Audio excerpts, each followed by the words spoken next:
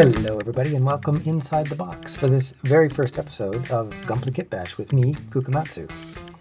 In this episode we'll be starting a brand new project, so I'll be showing you what kit we're going to be working with and then go through some of my thought processes about how to start a new customization project. Before we get to that, I just wanted to give you an idea of what you can expect from this series. The idea is that I'm going to take you through every step of the way. It's going to be a multi-part series. In each part we'll have the next step in the process. So you'll be coming along the whole journey with me of figuring it out, deciding what we're going to do, figuring out how we're going to do it, and then doing it all the way to the final product. And my hope with this channel, I guess, is to inspire all of you guys out there who maybe have thought about doing customization, maybe have done a little bit of customization, but maybe you're feeling intimidated by it. Maybe you've only seen the super slick, amazing videos that you can find on YouTube that show people's projects like this, but don't really get into the details of how they did the kit bashing, the customization, that kind of stuff. I don't want to gloss over those details. I want to show you all the mistakes, the frustrations, the problems, and the successes, and the processes of how to get there. And hopefully that'll inspire you to start and learn and get better as you go along. I'm also hoping that I get to know you guys a bit more. I've been on Instagram for about a year and a half or so, and I've met some wonderful people there, learned tons of stuff, and I want to keep that going with this YouTube channel. I want to continue to learn, I want to continue to grow, and I hope we can do that together on this channel. So, without further ado, let's jump right in.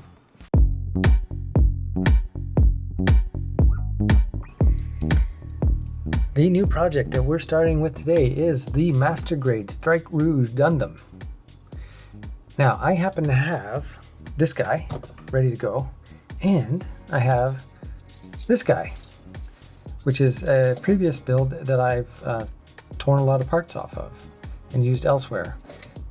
This gives me some extra parts in the same language to start with this guy. I don't know if I'll use it or not, but it's there in case I need it. But let's talk about first steps for something like this. I don't really design anything. I really admire people who do Gundam drawings and take something like this and then draw all of the stuff in advance that they want to do. And I mean, that is a huge skill in itself, a wonderful skill. I mean, I'm good at drawing, but I'm just not into doing all that work in advance. My theory of kit bashing, or my process for kit bashing, involves basically having a few ideas, general ideas about what I want to do, and then from there, I let the parts that I can find from other pieces, other kits. I have a whole collection of kit bash parts. Use those to inspire the design rather than try and use those to implement a previously figured out design. I do look at a lot of reference online and get ideas from that. Sometimes I just have simple thoughts. On this one, I have simple thoughts. One of the things I really want to do is make the feet wider and basically make the lower part of the leg wider.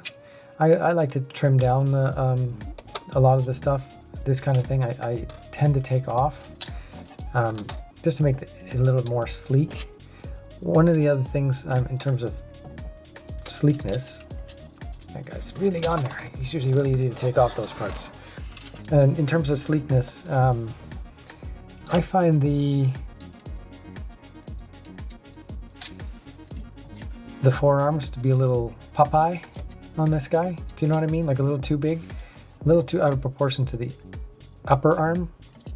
So I'm thinking about maybe narrowing that down a little bit. I want to retain the basic Strike Rouginess of this guy, but just change some of the proportions and see where it gets me. So I know that doesn't really give you a lot of info at the moment, but what I'm hoping it does give you is just sort of, if you're not really a good drawer, if you're not that great at like preconceiving all of this stuff, figuring out how to do it all in advance, don't worry about that. Just start doing stuff, have an idea, and go for it, and then just see where it goes from there. It's an organic process that happens as you go. You don't have to have it all figured out before you start. I'm not bashing the people who do all that stuff. I find that super impressive that people do that, but that's just not me. It's not the way I approach it. I just jump right in and start doing stuff, and that's what we're going to do right now. One of the things that I often like to do is upgrade this piece here, and I wonder if we can do that with this kit. I do like the two little piston-y type shapes in the front, but this area here I find a little too simple. This guy keeps falling off. And like I said, I want to widen this piece, so it's going to mean cutting down the middle there and building a piece in between to be able to widen it out. Another thing that I really like to do is lengthen the foot and then show some mechanical stuff in there. So maybe a good place to start, and as I say, I'm just figuring this out as I go here, so sorry if it's a little bit slow going. But what I think I might do is I have some Zaku 2 feet that I really, really love. The mechanism in it is great, and I've used it in other kits. I'm going to grab that and see if there's some way I can imagine fitting that into this foot. Let me go grab that and we'll be right back. And here they are, the Zaku 2 feet. I mean, how cool is this? Is it like cool piston action going on at the front there, at the back. It's got a full tilt and all that kind of stuff. Way cooler than this. I mean, this one is not terrible, actually. I've seen worse. I don't really like sometimes they have just a ball joint there. Can't stand those ones. But wouldn't it be cool to have that in there? So that's what we're going to try and do with this guy, and that will help us. We want to make it wider anyway, so that's going to help us there. So let's start taking this guy apart. We're not going to need this part here because we have that there. The question is, how are we going to attach it to the leg again? Probably what I'm going to end up having to do is cut out all of this stuff here, and then all of this stuff here, and then slice the whole thing in half so that we can get it on there. Let's try that. We'll start just by chopping stuff out. Now this part is where a lot of people struggle, because I'm about to wreck this kit. And once I do this, it'll be very hard to undo. But when you want to do this kind of work, you just have to go for it. I've definitely cut stuff that I regretted. That's going to happen. But you just work with it. You go forward, move forward, and then maybe something else comes of it that you didn't expect. So we're going to cut this off for sure. We know we don't need that. And this bit. Make sure you're not using your expensive nippers for this kind of work. You want something tough. You don't want the fragile God hands or whatever. I've never tried God hands. I would love to try them sometime. I was planning on buying some in Japan in May. I was supposed to go to Tokyo for a month. A whole month in May, and it was canceled because of COVID-19. So I haven't bought a pair. Of course, I can get them in Canada. I live in Canada, but I just wanted to get them in Japan. So I'm going to wait till I can go there again. I'll grab myself a pair and see how they are.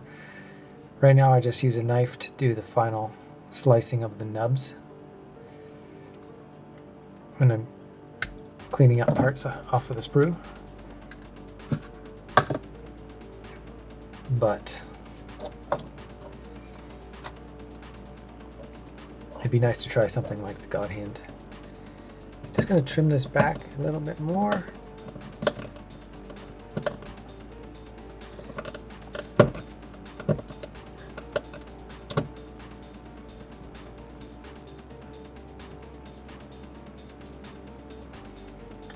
Always be careful with the knife. Always cut away from your fingers. Hopefully that goes without saying.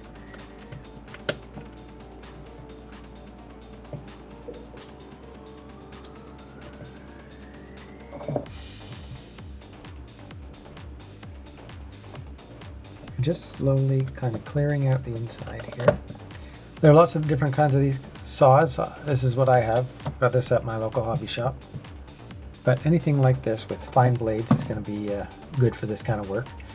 A nice thin, or fine teeth I should say, in the thin blade. You just don't want to lose too much material. I'm just going to take this and This is probably going to shake the camera like crazy. We'll see what happens, but I'm just going to basically find the middle.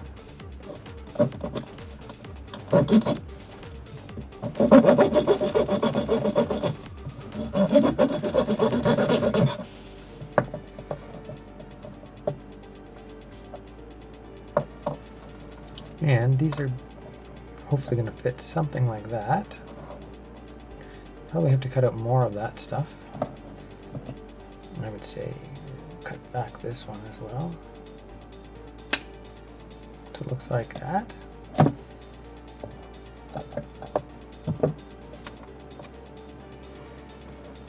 So it's going to fit on around there like that. Do the same on the other side. Just cut out this last little tab here. And this process is all very rough at the moment. I will be cleaning up all these parts for sure, so don't worry about that. Is that going to be too wide? That's going to be the question. Maybe I need to pull it in like that.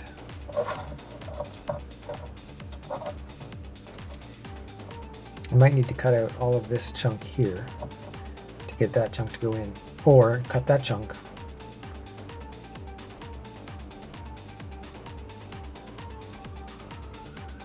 I'm inclined to cut that.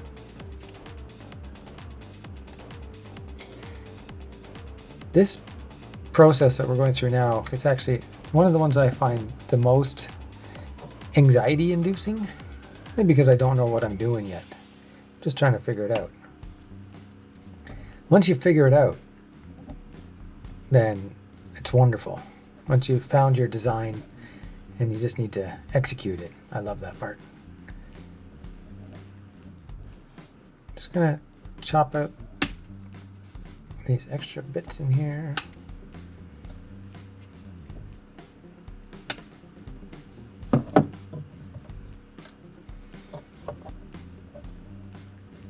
See, now it kind of fits over there.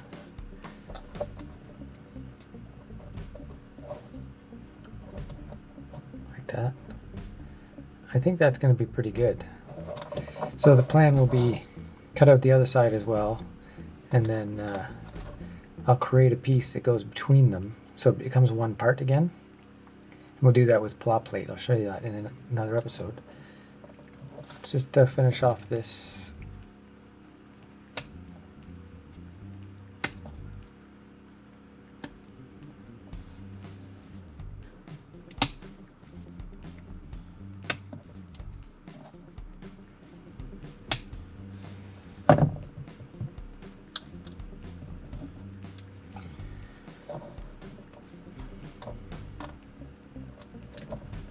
Yeah, we're getting somewhere. We're getting somewhere here.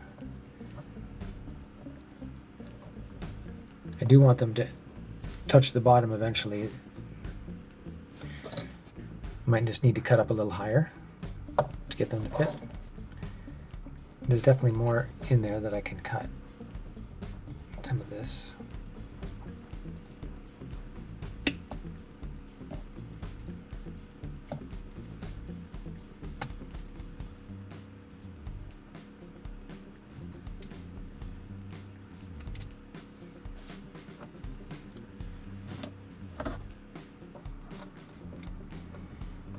Yeah, now we're getting somewhere. That's looking pretty good.